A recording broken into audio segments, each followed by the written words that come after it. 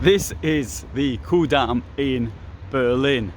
Why is it empty? Well, it's just before 8 on a Saturday morning and there's hardly anyone here. There you go, there's the proof, 20 to 8. And what I'm going to do today, I want to talk about this in front of me. That is the Kaiser Wilhelm Memorial Church. It's for Kaiser Wilhelm I, not the second, but it was consecrated by his grandson Kaiser Wilhelm II, who was Kaiser from 1888 to 1918, wasn't it? Or was it 1890? Anyway, 1888 I think it was, to 1918. Kaiser Wilhelm I, he was the person who he was the King of Prussia, and Bismarck was his prime minister, and it was Bismarck effectively who united Germany, but under the King of Prussia, who then became the Emperor of Germany, or Emperor Kaiser Caesar in German. His son, the Kaiser Wilhelm II's father, died only 49 years old, which is such a pity because he was quite liberal-minded and he could have directed Germany off into a different course, maybe a course like the country has today, and that would have been a totally different European history. Now, this church here was destroyed largely in the bombing raid of the 22nd to 23rd of November 1943, and it was left in the state it is. Well, once it's left in the state it is now, because it's got scaffolding up, but it was left destroyed. It wasn't put back together again. And the reason for that was the idea that this was, first of all, it was the Nazis. The Nazi government said that they would repair it, but once the victory was won, and obviously there was no victory for them, and in November 1943 it must have been pretty obvious it wasn't going to be. And then when this became under the Allied control, they were very happy about restoring something which, with a name like that, the Kaiser Wilhelm Memorial Church, the name that comes into mind is Wilhelm II, I think, more than Wilhelm I, and therefore it was seen as a symbol of Prussian militarism. At least that's my interpretation of why it didn't actually get repaired and put back into use. It is, or was, anyway, one of the main symbols of West Berlin. I don't know if I could say it was one of the symbols. If you asked somebody name 5 places in Berlin today, I don't think this would come up. But then under West Berlin, yes, certainly it would be one of the first, I think, located close to the railway station, the Zoo station, and also to this street, the main shopping street, effectively here in Berlin. So I can recall it from my very first visit in 1982. Inside there is the Madonna of Stalingrad, even though it's a Protestant church. It's whatever, what's it called here? Lutheran church. And inside it's got a Madonna that was made at Stalingrad. I think it was by a doctor, and somehow that Madonna actually survived and it came back here, but as a symbol of the futility and pointlessness of war, and I think the idea of leaving this, I think it's really very clear, very good memorial. And behind it there's another church as well, which was built afterwards. One of the designers wanted to knock the spire down and build a new one, but there was so much of an outcry against it that didn't actually happen. Now, it's often the battles or the bombing of Berlin in November of 1943 is often the battle for Berlin, and I'd like now to actually address this one if possible, because yeah, I'll walk somewhere where there's so much traffic. I'll walk back down the Kudamm. I think that the bombing was actually it was essential. This was the only way in which the Western Allies could try to stop the production of weapons in Nazi Germany. There wasn't really any other way of doing it. And often we hear things said that the Soviets took all the fighting. Well, certainly more Soviet troops died, far more, and certainly more Soviet Soviets killed more German troops. No doubt about that. We'll never dispute that. Troops, not in Air Force, and certainly not in Navy.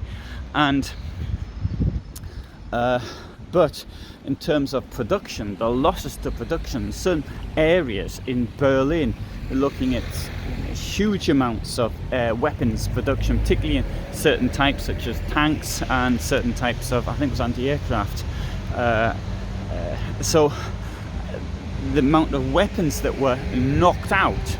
Now, to put this a little bit more complicated, let's have a think. If you've got a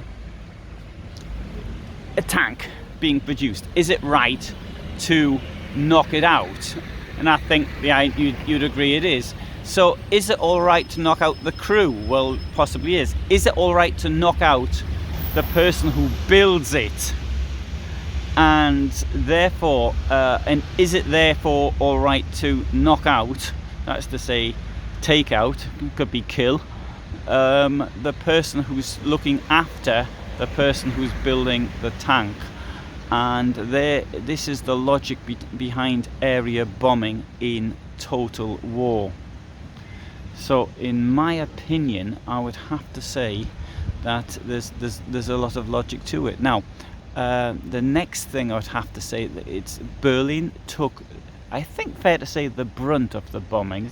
I know Berlin wasn't destroyed as, for example, Hamburg was, or Lübeck, or Dresden, or Magdeburg, Würzburg, and many other places. And the reason for that is because it didn't lend itself to the sort of the firestorms. It was not proved possible to do a firestorm in Berlin.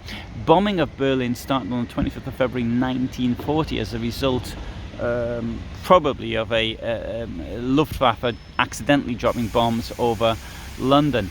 And the early raids did cause a lot of hardship, although the tonnage drop was quite low. There was a long period when no bombs were dropped on Berlin, but by 1943 the Allies came back with absolute vengeance. And bomber Arthur Harris, he stated that he wanted to destroy Berlin from end to end, and it would cost 400 to 500 British aircraft, and it would cost Germany the war. I think I've got the numbers correct on that one. And therefore, bearing that in mind, the logic is, I don't think the logic's there, because if you've got armaments production concentrated in one place, certainly it was concentrated in certain places, but the armament was then taken to other places. It's dispersed.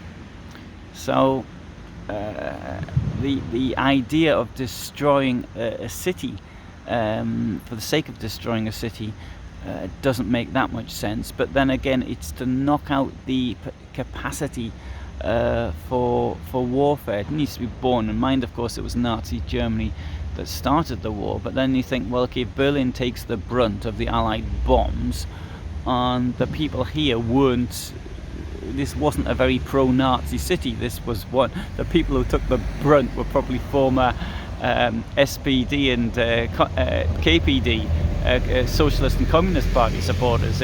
Berlin was more red.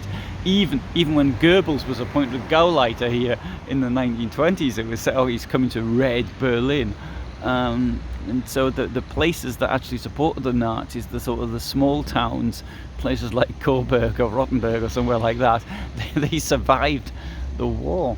It's not, you may say, oh, it's not very fair. It just occurred to me that actually a couple of days ago that those that took the brunt of the bombing were certainly not those who actually had shown the support for the Nazi party in the elections in the 20s and the 30s. In fact, it's only about 4 or 5 elections you can really count for where the Nazis got votes. They came to power very quickly. From being an absolute nothing to the main party in 5 years, something like that. So anyway, there's a few thoughts whilst sitting here on the bombing campaign. I still, though, I believe it was the only way, though, the Western Allies to hit back. We must always remember who started it, and if the Allies had reacted in, say, 1936 with the same determination that they then began to show by 1943, then the war wouldn't have happened in the first place, and this bombing wouldn't have been necessary. And that is how I actually see it. That's why we need always to stand up to dictators and people with Nazi ideologies. Anyway, good. So, thanks for watching. I hope you found it interesting. I upload every Friday, 20 hours. And I've got lots of stuff. I've been in Berlin, wonderful for the sort of stuff that I do. So, mainly German history, if you like, Second World War, also communist period, and of course the Holocaust. And so I've done lots of stuff here, but I've got lots of other stuff as well related to this period. So thanks for watching, and all the best from me in Germany.